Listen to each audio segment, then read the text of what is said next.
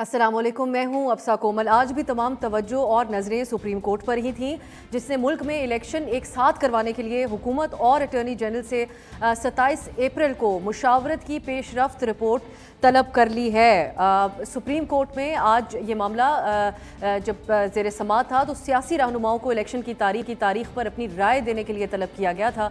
इसमें आज JUIFA के अलावा तमाम हुकूमती और अपोजिशन की जमातों के रहनुमा अदालत में पेश हुए, अपना मौक़िफ़ रखा गया और इलेक्शन एक साथ करवाने के लिए डायलॉग पर रजामंदी का इजहार किया।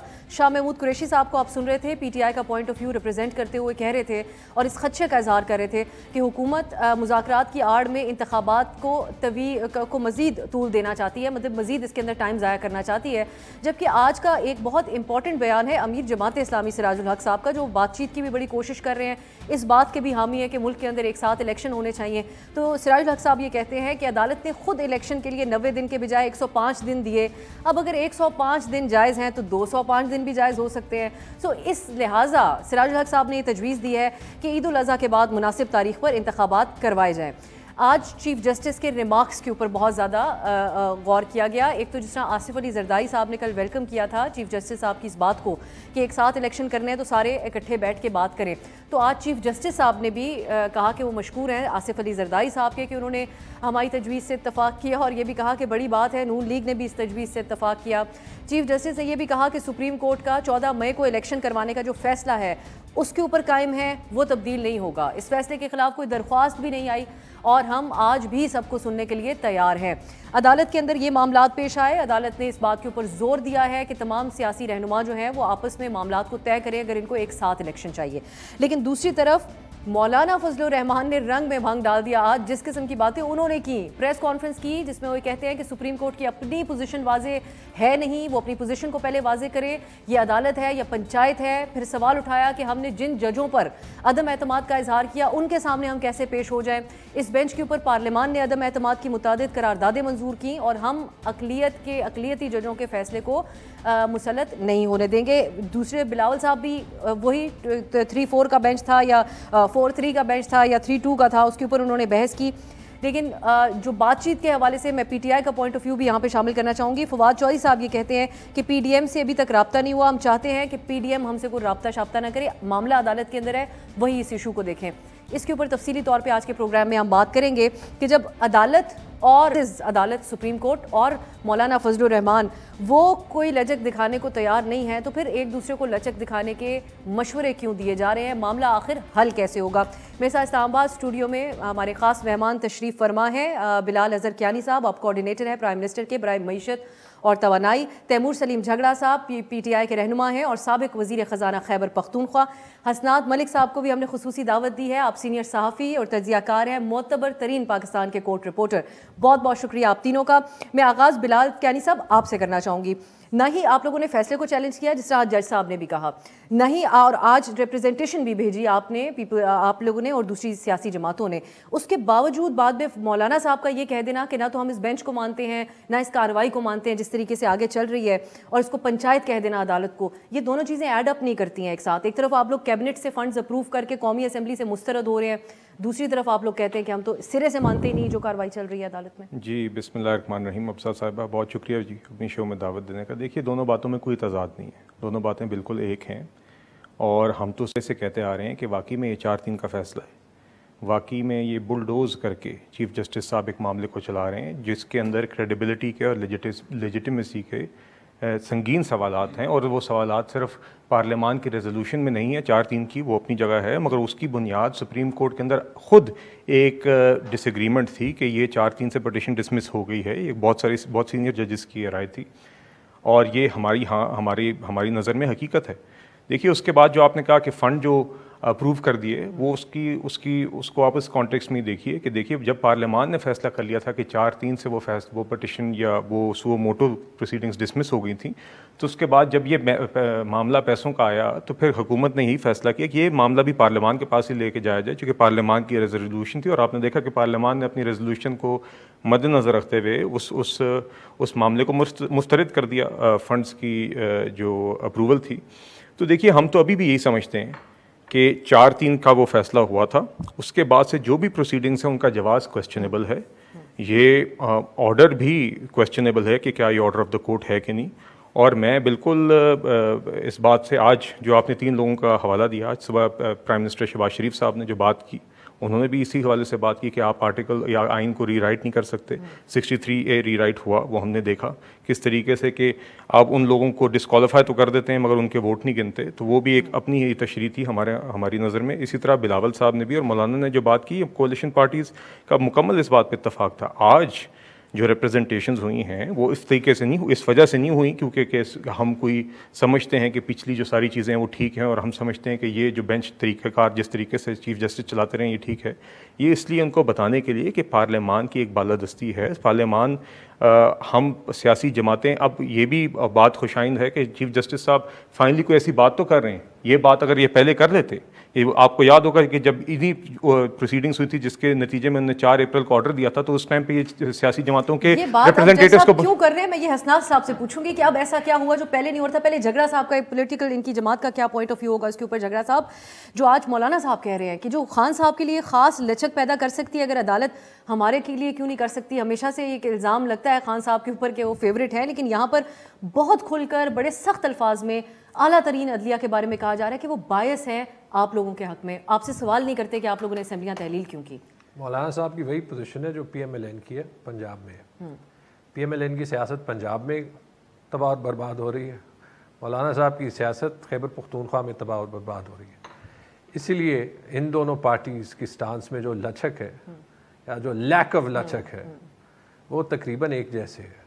देखिए, ये बातें रेलेवेंट है जब सिटिंग गवर्नमेंट के प्राइम मिनिस्टर का भाई 4-4.5 साल से प्लेटलेट्स के एक्सक्यूज़ में एवनफील्ड में मेफेयर में बैठा हुआ है और प्लेटलेट्स जो है वो उम्रे के लिए ठीक हो सकते हैं, इंसाफ को फेस करने के लिए ठीक नहीं हो सकते, तो फिर उसके बाद आई एम सॉरी ये एक्सक्यूज, हाँ तो वो, लेकिन नहीं वो तो, लेकिन हमारी अदालतों फिर वहाँ बात ले जानी पड़ेगी कि आप लोगों ने भेजा क्यों था, लेकिन बहरहाल आपने क्या, हाँ गलत भेजा था क्योंकि रिपोर्ट उस वक्त आ गई थी, नहीं भेजना चाहिए था, लेकिन कम से कम ये नहीं किया कि जैसे आज अली अमीन के साथ हुआ, जो बल्कि किया उसको बाल काटे, क्यों, कोई जो है वो ह्यूमिलिएट करने के लिए, वो ह्यूमिलिएट नहीं होंगे जिसने किया है, उनकी सेल्फ रिस्पेक्ट हमेशा के लिए खो बैठेगी। याद रखें जो फंडामेंटल मसला है ना, फंडामेंटल मसला ये है कि आइन यहाँ पे स्टैंड करता है आज या नहीं।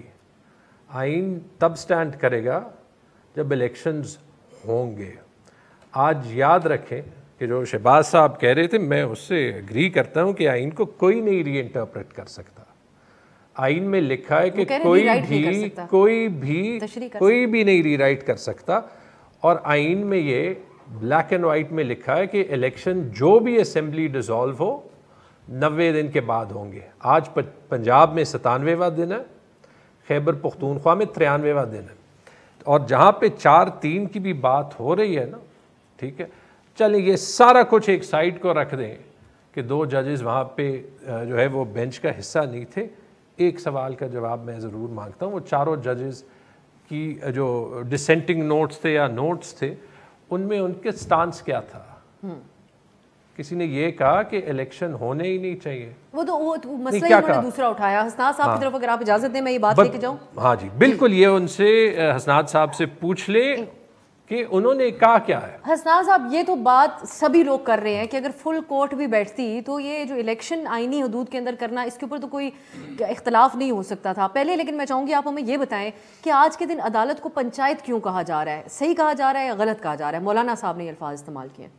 देखिए, जो आज हुआ ये आउटकम था उस ब्रीफिंग का, जो 3 घंटे अस्करी हुकाम ने दी चीफ जस्टिस उमर रज़ा बंदयाल और 2 जजेस को, ये उस ब्रीफिंग का आउटकम ये निकला कि एक पटिशन होती है, डिफेंस मिनिस्ट्री की तरफ से एक दरख्वास्त होती है कि जी इलेक्शन इकट्ठे हों, और वो कि जी अगर इलेक्शन जो है वो सिक्योरिटी अवेलेबल नहीं होगी कि अगर आप पंजाब में पहले कराएंगे और फिर जो इस वक्त हालात हैं, ऑपरेशन चल रहे हैं ये वो, तो उस एक डिफेंस मिनिस्ट्री की दरख्वास्त को तो कहा जाता है कि ये मेंटेनेबल नहीं है, लेकिन एक शहरी की दरख्वास्त, जो शहरी जो है वो एबटाबाद के शहरी हैं, वो अफ्तारी से आधा घंटे पहले एक पटिशन फाइल होती है, अगले दिन सुबह वो लग जाती है, वकील भी एंगेज हो जाते हैं, और वो उसकी बुनियाद पे सारी पाकिस्तान की सियासी जमातों को इकट्ठा कर लिया जाता है। इतना आइन कानून ड्यू प्रोसेस जो फॉलो हो रहा है वो हमें अंदाज़ा है।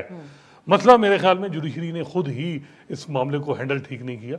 अगर ये पहले दिन ही फुल कोर्ट बन जाता, अब तक कहीं ना कहीं कोई चीज़ इसका आउटकम निकल आ जाता। और ये जो सारे सियासतदान हैं, कम से कम ये एक चीज़ वाज़ेह हो जाती जब फुल कोर्ट बैठता।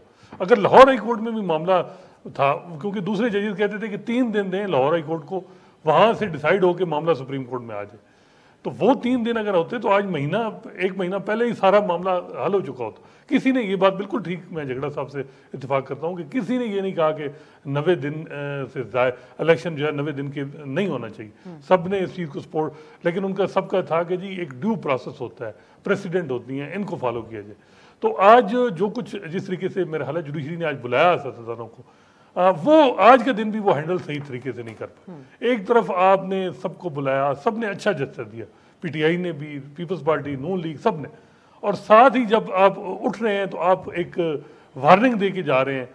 देखिए वार्निंग में से काम नहीं चलेगा कि जी आप अगर देख लें 4 बजे तक आपस में कोई तारीख तय कर लें, नहीं तो हम जो है वो ऑर्डर हमारा इंटेक्ट होगा।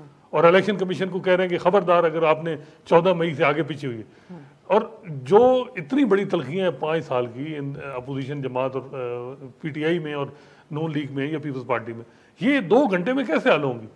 मेरा ख्याल है कि ये डेट का मामला नहीं है, सिर्फ डेट का मामला नहीं है, मेरी समझ में और मामलात हैं। ये हर इदारे की कुछ एप्रीहेंशन है, और इसमें जब ये बैठते थोड़ा टाइम, अगर ये आज जो 27 तारीख दी है, ये अगर वो जेस्चर ना देते और 4 बजे तक कहते, ये डेडलाइन ना देते, तो हालात कोई मे बी डिफरेंट होते। ये मेरा ख्याल है सारा मामला जब आपने उठने से पहले एक धमकी लगाई है, जो भी किया कि जी नहीं, तो फिर उसका रिएक्शन आया। फिर मौलाना फजल रहमान ने भी प्रेस कॉन्फ्रेंस की, फिर बिलावल ने भी की।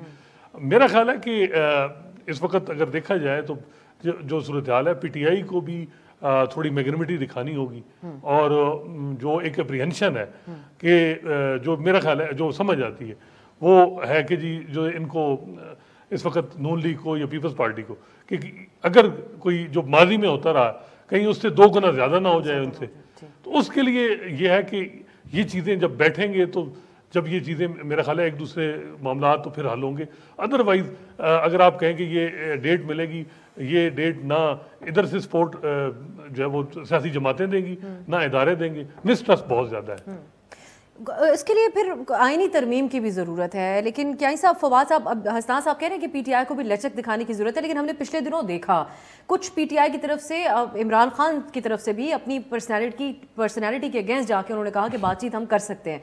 वो नहीं इस किस्म की बात आमतौर पर करते। लेकिन अब फवाद साहब कहते हैं कि हम पीडीएम से बात नहीं करेंगे, अब मामला सुप्रीम कोर्ट के सामने ही है। हमें नज़र आता है कि किरदार अदा करती हैं वो कार्रवाइयाँ जो हो रही हैं इस वक्त। गंडापुर की साहब की बात की जा रही है, यहाँ पर पीटीआई के कुछ सोशल मीडिया के लोगों का, जिसका खान साहब ने उनके हवाले से ट्वीट भी की, उनकी बात की जा रही है। और सबसे बढ़कर खुद वजीर दाखिला राना सनाउल्लाह साहब जो खुद आके वर्डिक्ट देते हैं कि मुझे करके दिखा दें अक्टूबर से पहले इलेक्शंस।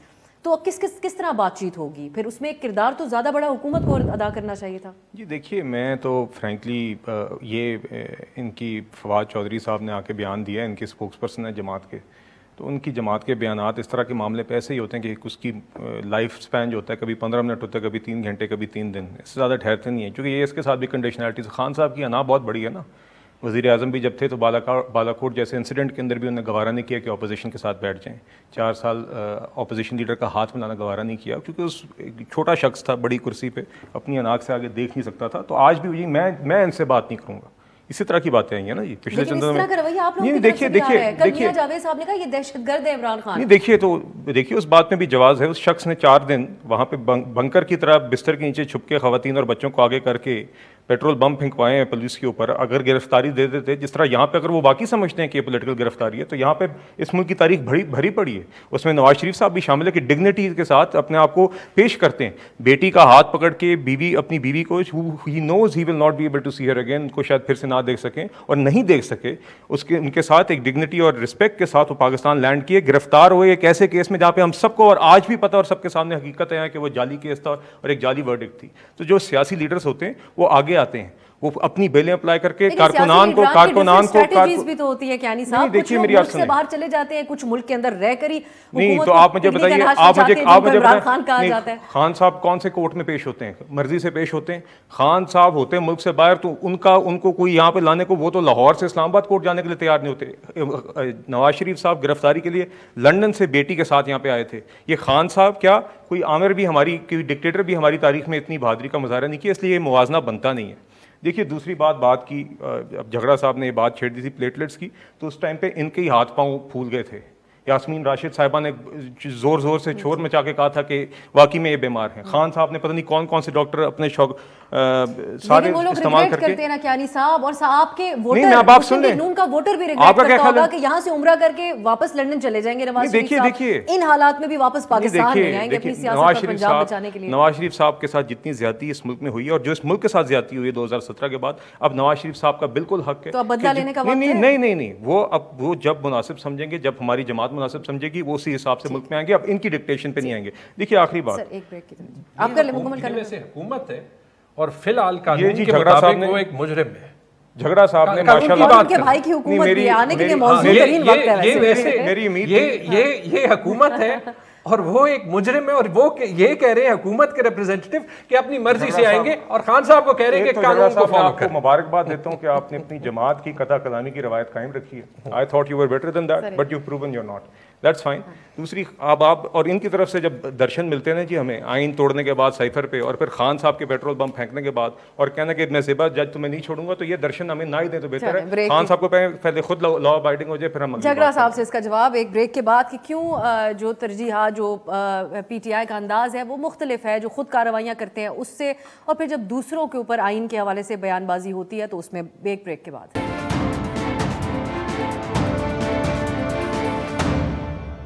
खुशामदीद, हम बात कर रहे हैं कि इतनी तनकीद क्यों अदालती कार्रवाई के ऊपर, और दूसरी तरफ से कुछ जो एक तजाद नज़र आ रहा है हमें हुकूमती बयानिए के अंदर, और बिलखुसूस PTI का जो इल्ज़ाम है अब उसके ऊपर भी बात करेंगे कि मुज़ाकरात की आड़ में ये लोग डिले मज़ीद करना चाहते हैं। झगड़ा साहब, ब्रेक से पहले क्यानी साहब जो बातें कर रहे थे, एक बंद गली में तो खान साहब नज़र आते हैं ना। इन द फर्स्ट प्लेस हर कोई ये जानना चाहता है कि उनको असेंबलियाँ डिसॉल्व करने का आखिर मशवरा किस जीनियस ने दिया था उस टाइम पर। दूसरी बात यह कि एक ईगो का जो इमरान खान साहब के अराउंड जिस किस्म की अंदाज़ उनका रहा है, जब वो हुकूमत में भी थे किसी सूरत नहीं बैठे। अब जब हम कहते हैं कि हुकूमत को एक बड़ापन दिखाना चाहिए, तो उस वक्त इमरान खान साहब को भी कई मौकों पे दिखाना चाहिए था, उन्होंने नहीं दिखाया। सो आइन का भी आप लोग आर्टिकल 5 लगाते हुए एहसास नहीं करते, लेकिन आज आइन के हवाले से ही हर बात की जाती है। तो एक रवैया आड़े नहीं आ रहा है इस वक्त कि एक इमरान खान साहब के साथ कोई कंसेंसस डेवलप नहीं कर पा रही पॉलिटिकल पार्टीज, और इनकारी है मोना। इस मुल्क में एक जो चैलेंज है ना, हम अब आप मुझे दोबारा मोना है, एक और प्रोग्राम में भी मोना कह चुके, लेकिन खैर पे प्लीज। अब जो यहाँ पे एक बहुत बड़ा मसला है ना, वो ये कि हम हर चीज़ को डिबेट में जो है वो उसमें असली पॉइंट को घुमा देते हैं। असली पॉइंट है इलेक्शंस। किसी भी मुल्क में ऐसे हो ही नहीं सकता कि जो आईनी जिम्मेदारी हो इलेक्शंस की वो फुलफिल ना हो, और वहाँ पे डिबेट हो भी रही हो, ये बात हो भी रही हो कि अदालत जाना पड़े या ना जाना पड़े। किसी भी जमहूरी मुल्क में ये नहीं हो सकता। सुप्रीम कोर्ट को भी ले लें, और ये मैं अभी एक PTI के वर्कर के तौर पे नहीं कहता, बड़ा क्लियर है अनफॉर्चुनेटली कि बाकी इदारों की तरह सुप्रीम कोर्ट में एक स्प्लिट है। तारीख सुप्रीम कोर्ट के जजेस को इस पे नहीं देखेगा कि सो मोटो का इख्तियार किसके पास है। तारीख सुप्रीम कोर्ट को इस बात पे देखेगा कि उन्होंने आइन इम्प्लीमेंट किया या नहीं। पार्लियामेंट तो इसमें फेल हो गई है, क्योंकि जो दरवाज़ा खोला है ना, जो दरवाज़ा खोला है, वो दरवाज़ा खोलने के बाद बहुत ही आसान हो गया है। कल किसी को भी अगर इलेक्शंस नहीं कराने, आप जी कोई करारदाद जो है वो वहाँ पे ले आए कि हम पैसे नहीं मंजूर करते, इलेक्शन नहीं कराते। अगर कोर्ट्स का कोई डिसीजन नहीं मानना, आप कह दें हमने नहीं मानना क्योंकि सारी इम्प्लीमेंटेशन अथॉरिटी तो एग्जीक्यूटिव के पास होती है, कल इन्हीं को बाइट बैक करेगा, गारंटीड ले ले। कभी कभी थोड़ा सा, और अगर पार्लियामान की पोजीशन कमजोर होती है तो वो आप सबको इफेक्ट नहीं करेगा। पार्लियामान सुप्रीम है, कोई इसमें जो है वो दो राय हो नहीं सकती, लेकिन जिस ढांचे के तहत वो काम करता है ना, उस ढांचे में आइन और कानून की इंटरप्रिटेशन जिसकी यहाँ पे ज़रूरत भी नहीं थी, वो कोर्ट्स करते हैं। हमें पिछले साल 9 अप्रैल के फैसले से शदीद इख्तलाफ इम्प्लीमेंट किया, अप्रूव किया। इमरान खान ने अपनी नाराज़गी का इजहार करके वहाँ पे अपनी वो एक डायरी लेके प्राइम मिनिस्टर हाउस छोड़ दिया। आ जाती हैं दोबारा बात। शॉर्ट ब्रेक की तरफ जाते हैं, वापस आगे गुफ्तगू यहीं से आगे बढ़ाएंगे।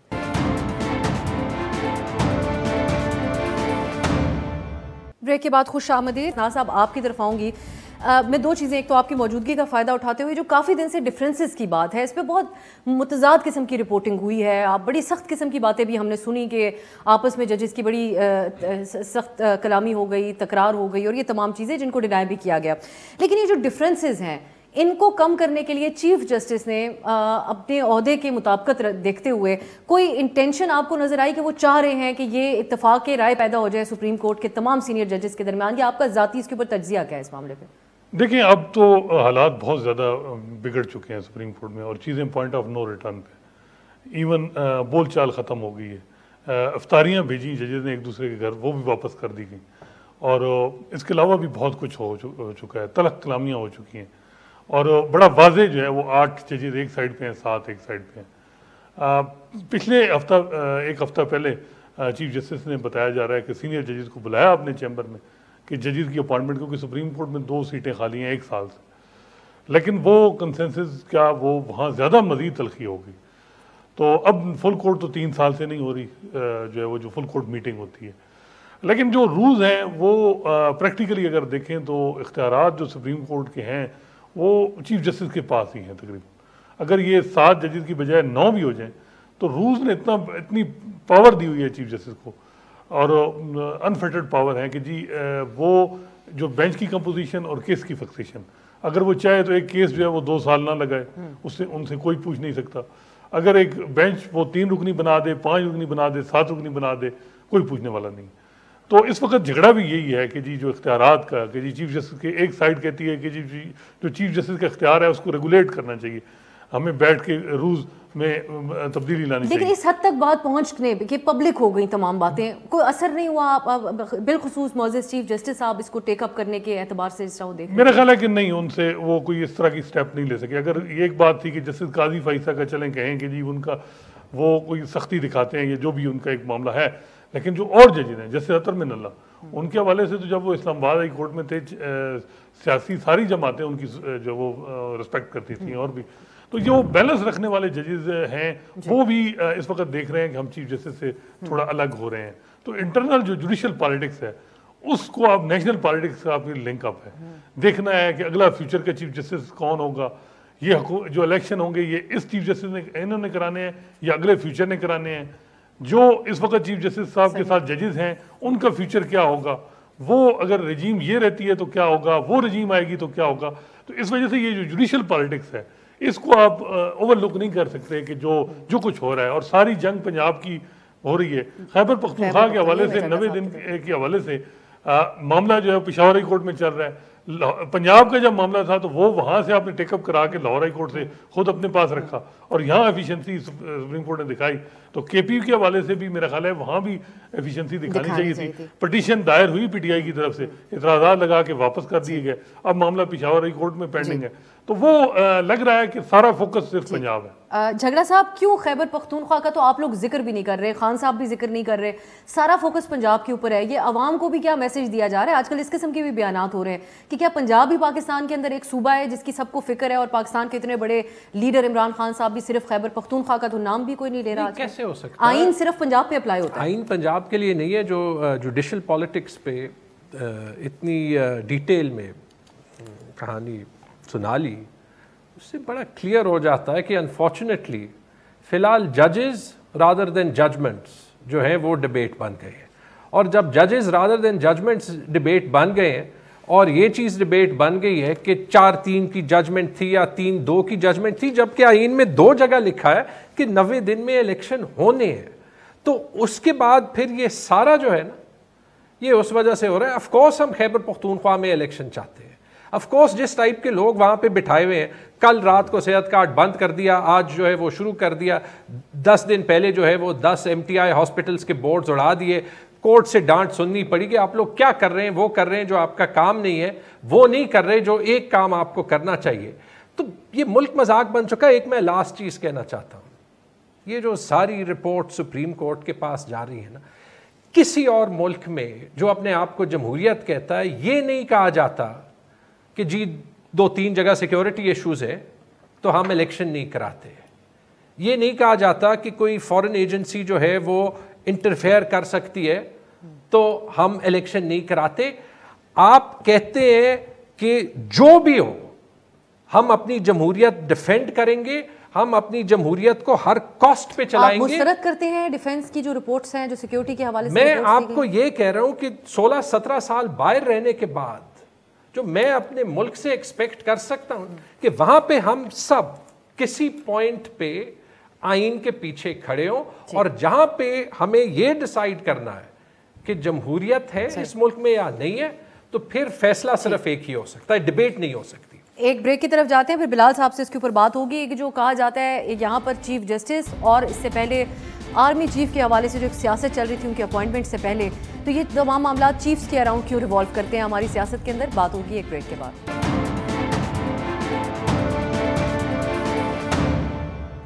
ब्रेक के बाद खुश आमदीद हम बात करें। एक तरफ अदालती ऑर्डर है, दूसरी तरफ सियासी बयानबाजी है, फिर मामलात रिजॉल्व कैसे होंगे? बिलाल साहब, आप लोगों की तमाम स्ट्रैटेजी अलबत्ता काफ़ी तज्जिए के काबिल है, क्योंकि जब आप लोगों ने खान साहब के ये वोट ऑफ नो कॉन्फिडेंस लेके आए, उसके पीछे वजह खुद खुर्रम दस्तगीर साहब ने और अब आप लोग सब ओपनली बताते हैं ये थी कि ये 2035 तक बैठने के लिए इमरान खान साहब इक़्तिदार में रहना था, कुछ बहुत गलत हो जाना था जो हमारे लिए ज़रूरी था कि हम ये कड़वा घूंट लें।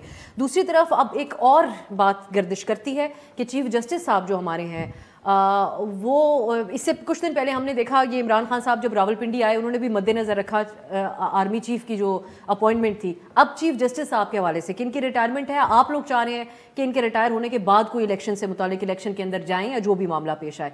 दूसरी तरफ खान साहब के हवाले से कहा जा रहा है कि वो चाह रहे हैं कि उससे पहले पहले हो जाए जो भी।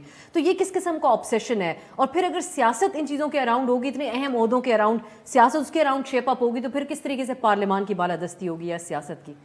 जी देखिए, जब आपने पहली बात की उसमें बुनियादी वजह हुकूमत में रहने की, हालांकि हमें इलेक्शन पिछले साल सूट करते थे आते ही कि हम अपनी इलेक्शंस एक्ट के अंदर जो उन्होंने तरामीम की थी पीटीआई ने, वो रिवर्स करते, जो हमारे नज़दीक भोंडी भी थी और विदाउट कंसेंसस थी। फिर दूसरे जो नैब लॉज में चेंजेस थे वो करके इनिशियली यही इरादा था कि जल्द इलेक्शन में जाएंगे। आपको याद होगा कि ये बात उस टाइम पे थी, मगर उस टाइम पे जो मुआशी हालात बिलखसूस थे तो उस टाइम पे ये समझा गया इज्तमाही तौर पे कोalition पार्टीज़ की तरफ से कि it would have been reckless and irresponsible कि उस टाइम पे जब डिफ़ॉल्ट के नहज पे एक मईशत को धकेल दिया गया, आप छोड़ के तो क्या उससे निकाल दिया? नहीं, उससे तो निकाला है जी। Caretaker setup would have not been able to revive the programme जिस तरह पिछली गर्मियों में हो गया था। अभी भी चैलेंजेस हैं और चैलेंजेस चल रहे हैं, बिल्कुल हालात मुश्किल हैं। नहीं वो फिर अब झगड़ा साहब की भी एक मशहूर चिट्ठी भी है जी उस मामले में। चिट्ठी के 2 दिन बाद प्रोग्राम साइन हो गया, लेकिन डार के आने के 6 महीने बाद वो प्रोग्राम साइन। मगर आपने तो पूरी कोशिश की ना जी कि वो ना हो जी। आपने तो पहले बहुत जबरदस्त सवाल है, क्योंकि इस्तेमाल हुआ आज उस पर खड़ा होना इसलिए जरूरी है क्योंकि ये उसी सोच की अक्कासी है कि ये सूबे मातहत है, इनको आप ऐसे स्क्वीज कर दें उस वक्त। लेकिन ऐसे आप रिग्रेट करते हैं वो जो चिट्ठी वाली बात है, यहाँ पर कहा जा रहा था कि आप पे कार्रवाई होनी चाहिए। नहीं, आप आईएमएफ को कॉपी करने की क्या जरूरत थी? निकाल दें चिट्ठी और देख लें कि आईएमएफ कॉपी हुआ। आपकी ऑडियो लीक में है कि आपने कहा मैं भेज दूंगा, आप चिट्ठी निकाल दें। आप तरदीद कर दें उस ऑडियो लीक की जो आपके ऑडियो लीक की इसलिए तरदीद नहीं करता क्योंकि ऑडियो लीक्स पे बात करनी नहीं है, जो आपने कल्चर शुरू किया है लीक अपॉन लीक का। लीक हमने तो नहीं सॉरी, जिसने भी किया आपके मिनिस्टर्स खड़े हो जाते हैं वहां पे। आज यास्मीन राशिद की लीक, आज प्रेसिडेंट की लीक, आज I am sorry. Do you reject the contents of that audio leak और नॉट? वो बड़ा stand by the contents of my letter because they were in favor of the province, they were in favor of the country. The deal was signed 2 days after.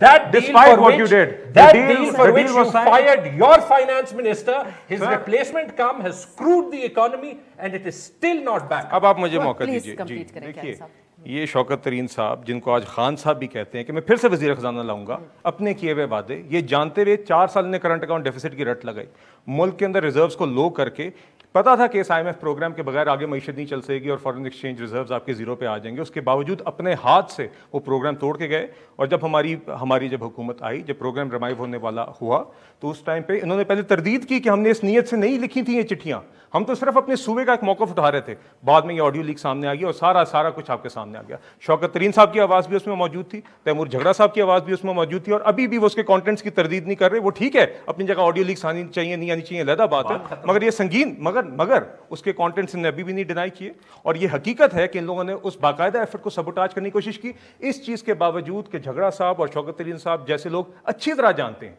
कि उस time पे अगर वो IMF का programme ना revive होता तो उसके कॉन्सिक्वेंसेज होते। इनके आफरीदी साहब हैं, मुराद सईद साहब जैसे लोग ये बात करें तो समझ आती है कि शायद टॉकिंग पॉइंट्स होते हैं। They know exactly what they are doing, they know the consequences and they do this despite this.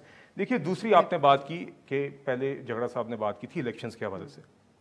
देखिए, खान साहब अगर वाकई में इलेक्शंस चाहते हैं ना, तो खान साहब पिछले साल कर जाते इलेक्शंस, और उनके पास मुकम्मल इख्तियार था। दूसरी बात, 90 दिन की शिक के बार बार जिक्र करते हैं, 90 दिन एक तो गुजर गए। दूसरा ये कि क्या यही लॉजिक अप्लाई करती है बाई इलेक्शंस के ऊपर, जहाँ पे स्टे ऑर्डर्स ले चुके हैं, जहाँ पे वहाँ पे भी तो 60 दिन में इलेक्शंस होने होते हैं। हसन साहब, अब आखिर में आपसे चाहूंगी, एक तो ये जो ऑडियो की बात हो रही मुबैना, ये भी किस्सा खत्म कीजिएगा आज हमारे लिए। मुबैना ऑडियो की कानूनी तौर पर कोई हैसियत है, हो सकता है कुछ या नहीं हो सकता, और कंक्लूड मैं चाहूंगी इसके ऊपर भी आपके अब 27 को जो मुशावरत की रिपोर्ट पेशरफ्त के हवाले से अदालत ने कहा, मुमकिन तौर पर अब आप क्या देखते हैं, अदालत क्या कर सकती है? देखिए, ये ऑडियो के हवाले से जो सुप्रीम कोर्ट के जजमेंट हैं, इसको कोर्ट ऑफ लॉ में प्रूव करना बड़ा मुश्किल है। ये सिर्फ ये है कि नैरेटिव बिल्डिंग और किसी की खिलाफ आप इस्तेमाल वैसे कर सकते हैं ओपिनियन में, वैसे कोर्ट ऑफ लॉ में नहीं आप कर सकते।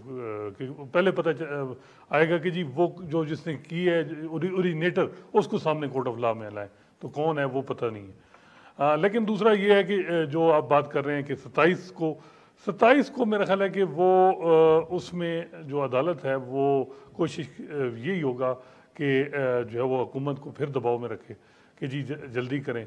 और 14 की डेट जो है वो अब मुश्किल लग रही है कि 14 को इलेक्शन, 14 में आप नहीं समझते कि उस तारीख वो बहुत मुश्किल है। अब टाइम अभी तो ना प्रिंटिंग हुई है बैलेट पेपर, और फिर पैसे भी नहीं आए, फिर सिक्योरिटी जो असल इशू है सिक्योरिटी का, तो अभी सुप्रीम कोर्ट की तरफ से भी नहीं कहा जा रहा। जब उनको वाजे बता दिया गया है कि ट्रूप्स अवेलेबल नहीं है, तो फिर कैसे होगी ये चीज़। और मेरा ख्याल है कि वहाँ जजेस का भी आपस में भी लग रहा है कि कुछ जो है वो कुछ जजेस की जो है व्यू बड़ा सख्त है, कुछ का नहीं है, कंटेम्प्ट की तरफ जाना नहीं चाह रहे। दूसरा उनका ये है कि मनी बिल अगर नहीं होता अप्रूव, उसकी कॉन्सिक्वेंस क्या है, और प्राइम मिनिस्टर पे क्या है कि वो क्या उसको दोबारा एतमाद का वोट देना पड़ेगा, या जो भी।